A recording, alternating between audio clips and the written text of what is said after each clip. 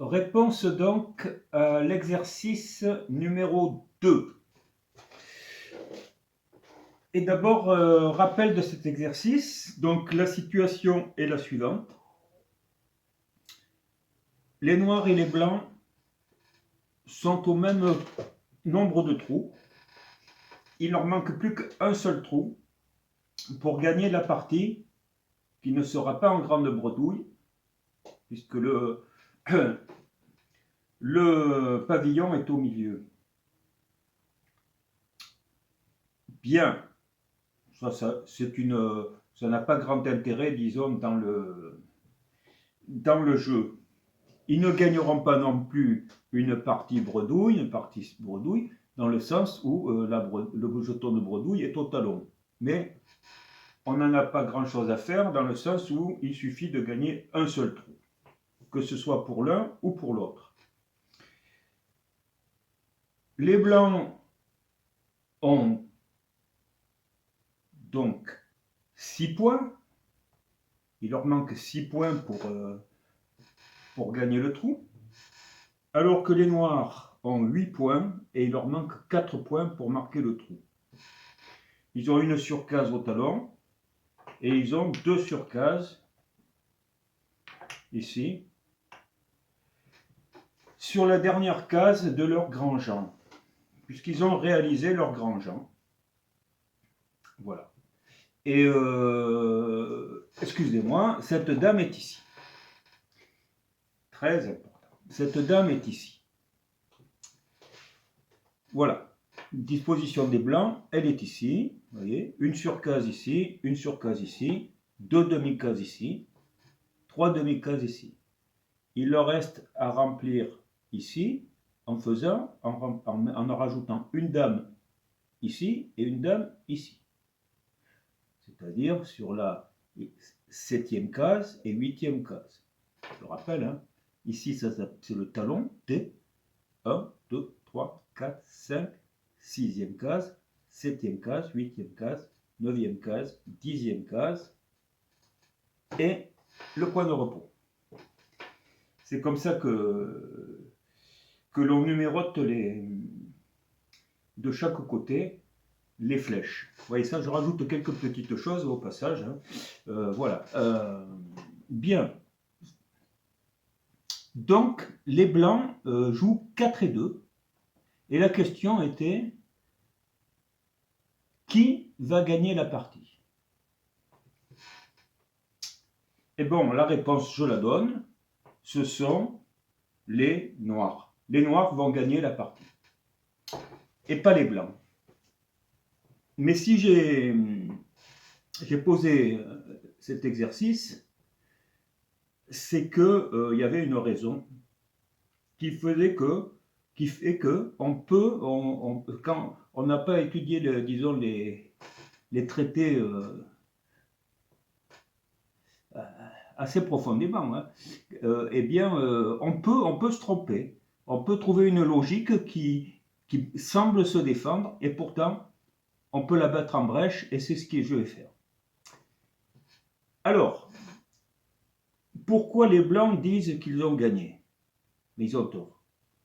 Je vous montre, c'est que quand ils vont remplir, ils peuvent dire, voilà, je vais jouer mon 4, ici, et puis je vais jouer mon 2 ici. Et là, ils disent, j'ai rempli d'une manière.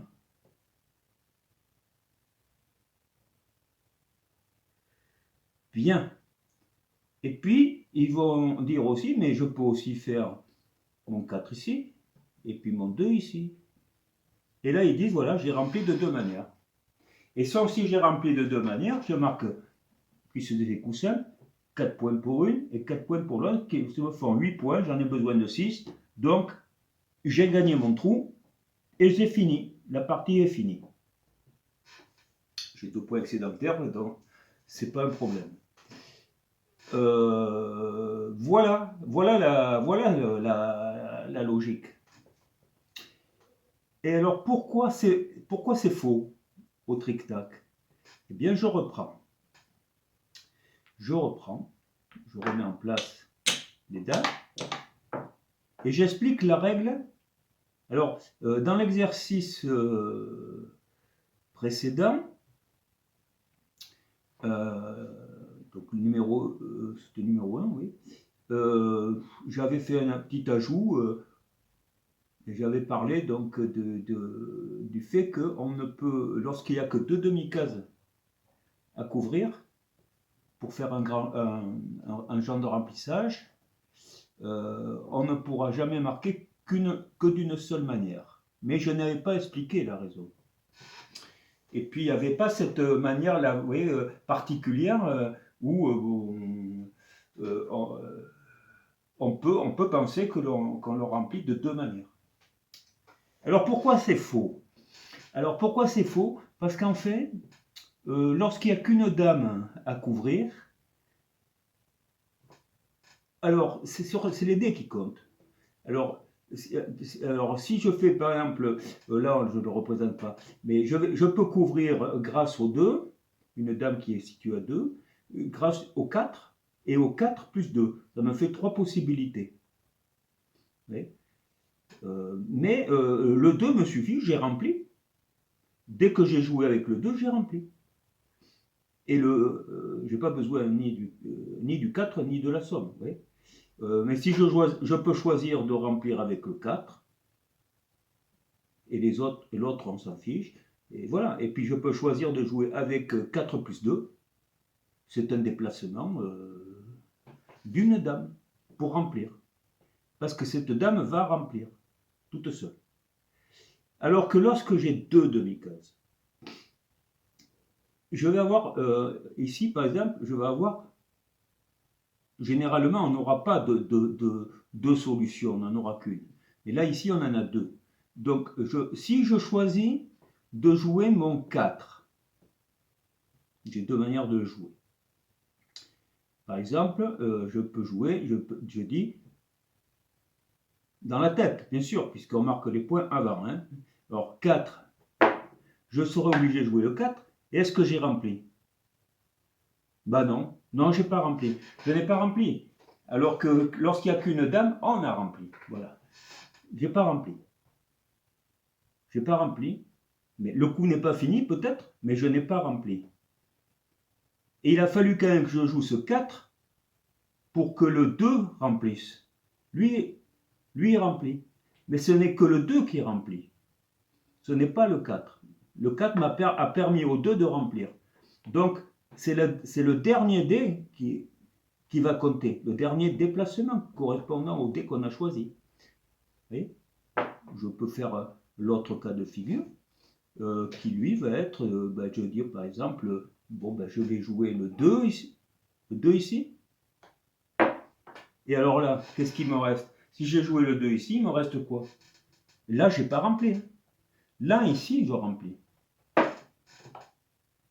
Et donc, je remplis que d'une manière. Parce que c'est la dernière dame qui remplit, ce n'est pas la première. La première permet à la deuxième de remplir. Et vous voyez la subtilité. Et je conçois que l'on puisse avoir vu différemment, ne connaissant pas la règle telle qu'elle a été établie. C'est très logique ce que je viens de dire. Et c'est pas le coup entier, il n'y a qu'une dame qui remplit, c'est pas les 2 qui remplissent, il n'y en a qu'une, c'est la dernière. Et le premier déplacement ne permet qu'une chose, c'est de remplir avec une seule possibilité. Voilà. Et voilà pourquoi lorsqu'il y a 2 demi-cases à couvrir pour finir un plein, eh bien, on ne peut jamais le faire que par un seul moyen, une seule manière, et donc on ne marquera que 4 points ou 6 points. On peut marquer 6 points, parce qu'on peut le faire par doublé, hein, si je fais un carme, par exemple. Bon, oui. Non, ben faisons un truc plus simple, puisqu'on l'a sans rien bouger. Je fais un double 2. Ben, un double 2, regardez. Ben, alors, je dis, bon, ben, je joue ici, j'ai toujours pas rempli. Je joue celui-là, je remplis. Et là, j'ai rempli par doublé 6 points. Oui. On peut remplir, on peut faire 6 points. Oui. Bon, dans ce cas-là, il n'y a qu'une manière de. Il n'y a qu'une manière, de toute manière, même si on pensait, quoi qu'on fasse, il n'y aura toujours qu'une manière. Bien sûr. Voilà, c'est tout ce que je pouvais dire sur ce sujet-là. C'est extrêmement important. Il faut bien que ce soit établi que lorsqu'on joue, il n'y a pas de questions à se poser, 2 demi-cases à couvrir pour faire un plein, et c'est une seule manière de le faire. On peut le faire. Quelles que soient les situations, ça ne sera qu'une manière, et donc ça sera 4 points. Et puis par doublé, ça sera 6 points. Donc, finissons l'exercice. Que font les blancs? Ils marquent 4 points, ils n'ont pas fait le trou. Dommage. Et ils choisissent de jouer ce qui leur semble le plus judicieux. Et le plus judicieux, c'est ça. À ce moment-là, il laisse 2 dames là, qui sont très bien placées pour être battues à faux par les noirs. Et maintenant, c'est les noirs. Eh bien, les noirs, il faut qu'ils marquent 4 points. Et donc, comment vont-ils les marquer? Ils vont les marquer par conservation de leur grand-jean. Par simple ou par doublé, peu importe, il leur faut que 4 points. Alors pourquoi ils ont gagné? Parce qu'ils sont sûrs de conserver. Ils sont sûrs de conserver. Pourquoi? Parce que déjà, ici, vous voyez, ils ont 2 surcases. Sur la 6e case. Ils ont 2 surcases. Et ces 2 surcases vont leur permettre de jouer un king. Et de conserver. Et donc tout ce qui va être associé à king, à 5, et tout ce qui sera inférieur pourront être joués avec ces 2 dames. Reste le problème du 6. Si les noirs amènent un 6, alors que se passe-t-il? Eh bien, il se trouve que, comme ils n'ont rien ici, bon, mais même s'ils en avaient une, ça marcherait quand même de toute manière, mais bon, s'ils avaient le 6, ils ne peuvent pas le jouer. Ils ne peuvent pas le jouer pour la simple raison que les blancs ont fait, vous avez fait donc votre grand-jean. Et comme vous avez fait votre grand-jean, vous m'empêchez de jouer mon 6, qui va faire des dames impuissantes. Et donc je vais conserver pour impossibilité de jouer. Je conserve par impuissance. C'est ça. On comprend, hein. Un sonnet, par exemple. Un sonnet, ben, je joue rien du tout. Ouais. Je joue rien du tout. Je peux rien jouer. Et quant à 6 et 5, eh ben, je joue. Le 6, je peux pas, mais le 5, je peux. Et après, tout le reste, je vous expliquais, ça me passe. Et donc, qu'est-ce qui se passe? Eh bien, à ce moment-là, les noirs, quel que soit le coup de dé, ils vont faire soit 4 ou 6 points. Et à ce moment-là, ils ont gagné. Et donc, c'est pour ça que je disais que les noirs étaient sûrs de gagner sur ce coup. Voilà.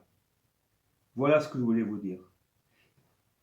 Petit truc au passage. Si les noirs avaient été par là, bon, par exemple, ils auraient marqué le trou. Et s'ils avaient fait un sonnet, avec un sonnet, hein, je veux dire. Bon, admettons, hein, on le fait. Allez. Donc, les noirs sont ici. Là, on quitte l'exercice. Là. Les noirs sont ici. Et ils lancent les dés. Ils font sonner. Que va-t-il se passer? Que va-t-il se passer? S'ils font sonner, on a vu qu'ils ne peuvent pas jouer. Donc, qu'est-ce qu'ils font? Ils marquent un trou. Et comme ils ont fait un sonnet, ils marquent 6 points. Donc, ils marquent. Alors, ils renvoient celui-là à 0, puisqu'ils ont marqué le trou. Et ils restent ici. Ils ont encore 2 points marqués, mais on a toujours le droit de continuer tant qu'on n'a pas touché les dames. On peut rester au talon pour prendre sa décision. On réfléchit pour savoir est-ce que je tiens ou est-ce que je m'en vais. Et les noirs, qu'est-ce qu'ils vont faire? Après tout, là, qu'est-ce qu'ils vont faire? S'ils marquent, s'ils tiennent, ils marquent leurs 2 points de reste, et c'est au blanc de jouer. Alors on suppose qu'ils ont fait une énorme erreur, et ils ont compté leurs 2 points de reste. À ce moment-là, parce que s'il s'en va, on renvoie tout, et c'est fini. Et ça c'est une occasion pour moi de vous dire que là, on voit immédiatement que déjà, il y avait les dames impuissantes, deux dames impuissantes. Et donc déjà, ça fait 4 points pour les blancs, mais il faut voir aussi que ces dames vont être battues à faux. C'est une évidence. Hein. Donc c'est énormément de points. Eh bien, on peut les compter, les points. Donc, les blancs comptent 4 points pour dame impuissante. Et puis, ils vont marquer le battage à faux de ces 2 dames. Vous voyez, ces 2 dames portent ici et portent ici. Voilà. Donc, on voit très bien que les 2 dames sont battues à faux. Ce qui fait 6 points et 6 points, 12 points. 12 points et 2, 14 points. 14 points. Qu'advient-il? Que va-t-il advenir de ces 14 points? Si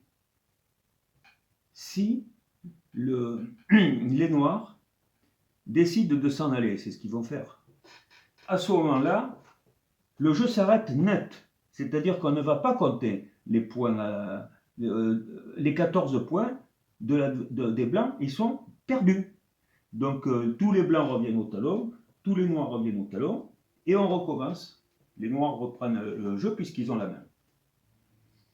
Vous voyez, ça c'est très important. Les 14 points sont perdus. S'il fait l'erreur, ici, de marquer ici ces points de reste, vous voyez, il ne peut plus revenir en arrière. Implicitement, ça veut dire qu'il a décidé de tenir. Du moment qu'on marque des points de reste, ça veut dire qu'on a décidé de tenir. S'il avait dit je reste, bon, c'est pareil. Mais là, rien que ce mouvement-là suffit. On ne peut pas revenir en arrière. S'il est resté, à ce moment-là, que vont faire les noirs? Ils vont compter 2 et 2, 4, 6 et 6, 12, 14 points. 14 points qui marquent comment? En bredouille. Donc ils font quoi? 14 points, ça fait quoi? C'est 12 plus 2. Donc, pareil, je ne vais pas non plus... voilà, ils sont ici. On va dire qu'ils sont ici aussi. Et donc, ils marquent 14 points.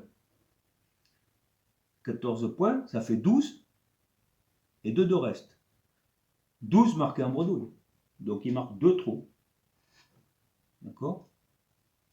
Ils marquent 2 trous, hein, les 12 et les 2 de reste. Mais eux n'ont pas le choix de dire je m'en vais. Ils n'ont pas le droit, parce que ce sont des points marqués sur le coup de dé de l'adversaire. Donc ils sont obligés de tenir. Les noirs marquaient les points sur leur coup de dé pour avoir conservé leur grand champ. Et c'est pour ça qu'ils pouvaient s'en aller. Mais eux, ils marquent sur le coup de dé de l'adversaire de manière différente, d'ailleurs, puisque ce sont des battages des gens, on va dire, qui ne peuvent. Ce sont tous des gens qui ne peuvent, d'ailleurs. Ça, voilà, vous avez un jeune qui ne peut parce que pour battage à faux, et vous avez des gens qui ne peuvent pour dame impuissante. Vous avez tout vu là. Voilà. Voilà ce qu'il faut voir. voyez ce que ça peut coûter. Celui-là, on n'en parle plus, c'est accessoire. Donc voilà.